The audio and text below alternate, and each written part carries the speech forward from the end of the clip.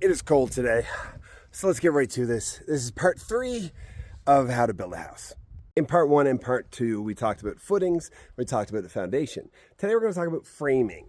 That's the part that's like really satisfying to watch, because in a matter of a couple of weeks, you go from a hole in the ground and a block of concrete to something that looks like a house. So it's exciting for the homeowner. I want to start with the very first thing we do. So this is your foundation. On top of your foundation, we then we have to lay like a base plate, a sill plate, that we can put all of our framing on top of.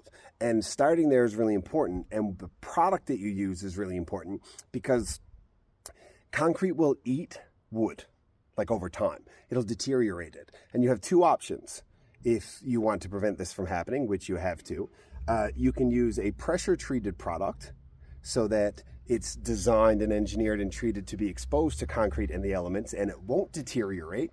Or you can use like a sill gasket, which is like a thin piece of foam that protects the wood from the concrete. And I mean, it will deteriorate over time like anything. I mean, over the course of 100 or 200 or 500 years, everything will rot eventually. But there's advantages and disadvantages to both of these. The main disadvantage to the sill plate could be deterioration, the gasket I mean, but it also helps with air and moisture intrusion. But it doesn't necessarily protect from the rotting as well. So what we do is we put down, I don't know if you can tell, you see the difference in color from this wood to that wood? That's because this is pressure treated wood. This is pressure treated lumber. That's what's directly against your concrete. This is the gasket I'm talking about. So this little bit of foam here keeps the plate of the bottom of the framing off of the concrete and off of the pressure treatment.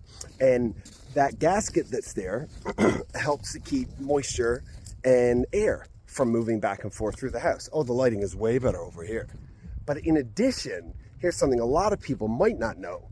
That gasket, here we are again, that also keeps creepy crawlies out of your house. Creepy crawlies. And that's why we use both of those things. So something else to consider when you're looking at framing a house. You want to think about what's going to happen in the future, how the house is going to be built and finished over time. One of the things that we specialize in out in the porches at Haven Homes and the Ask team is we're big on energy efficiency, and not just throw as much money as you can at something to make it really energy efficient. We're like, efficiency per dollar invested is our strategy to optimize that. And one of the things that we do to do that is we put 1.5 inches of rigid foam insulation on the exterior of all of our houses, in addition to what's required on the inside. And if you do that without planning for it, and if you do that after you've already installed your windows and you didn't prepare yourself for it, you're gonna have a problem. So we fur out on top of every window and door that 1.5 inches that we're going to put our rigid foam on. So now when the rigid foam is installed, that comes out to this same level, and we can install our siding right on top of that. Okay, I'm a little out of breath because I had to hop up over a window to get in. There's no stairs here yet. So let's talk about the interior framing. There's a few different things that I think are important to note when you're designing the layout of a house that is impacted by your strategy and the way that you frame. For instance, this is all wooden nails. Everything is wooden nails. We can build whatever you want. Literally, anything that you want, we can build it.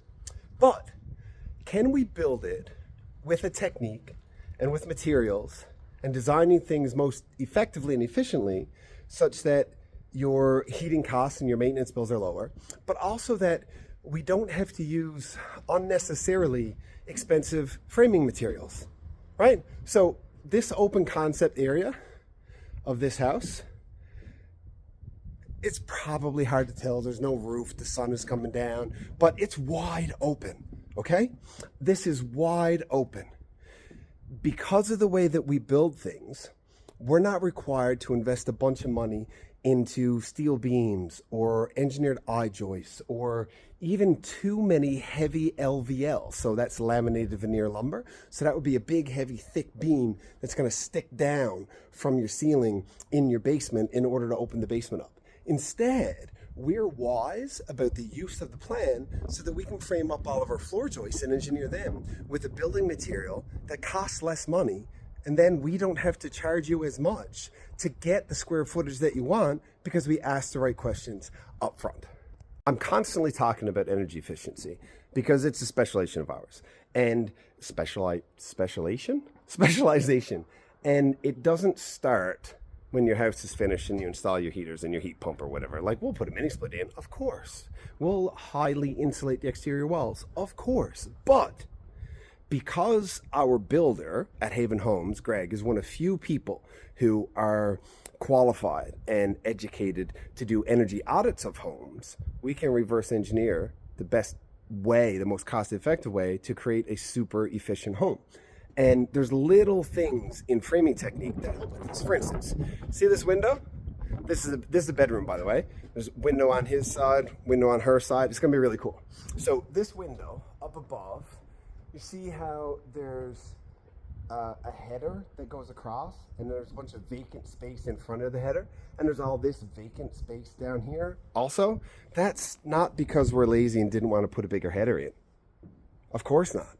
That is more than enough to support the weight of a window, support the weight of the roof over the window on a window that will be that wide and not cause any problems with the window. We leave it wide open like that to prevent thermal bridging. So thermal bridging refers to areas on, well, in general, but in construction, areas on the exterior home where, because of the way that it's structured or framed, you can't get as much insulation in there, so you lose more heat back and forth. So that's thermal bridging, and we do not want that. That costs you way more money on your lifetime of your home, month over month, on your heating bills. So we make little framing changes like that to prevent those things. Another one we do, I think this is a really, really big one. When you frame up a corner on the outside of a house, let's see if I can find an interior corner that gives us an example. Okay, so this isn't a problem because it's an interior corner, but we wouldn't do our exterior corners like this. See how this is like an L shape? Maybe you can see better from over here. It's like an L, right? There's no way here to put insulation. If this, I almost fell down twice. If this was the exterior corner of your house, we'd get a lot of thermal bridging. So instead, what we do is we use this framing technique. I don't know if you can tell the difference. This allows us to get insulation all in behind there to prevent your thermal bridging. And that's just a few of the things that we do in framing that make your house better. And it's all about strategic design up front. Just little things. And there's more in back framing later on. Like, for instance, they might put a TV here on this wall.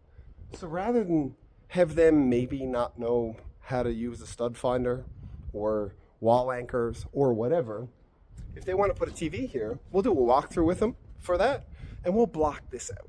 We'll put a big block there so that you're not going to miss. You're going to hit that block when you're mounting your TV. So anyway, some of the things, this has been part 3 of how to build a house. It's freezing. I'm playing cool. I'm playing it cool. My ears, my fingers froze. So I'm going to take off, and we'll see you next time at part 4.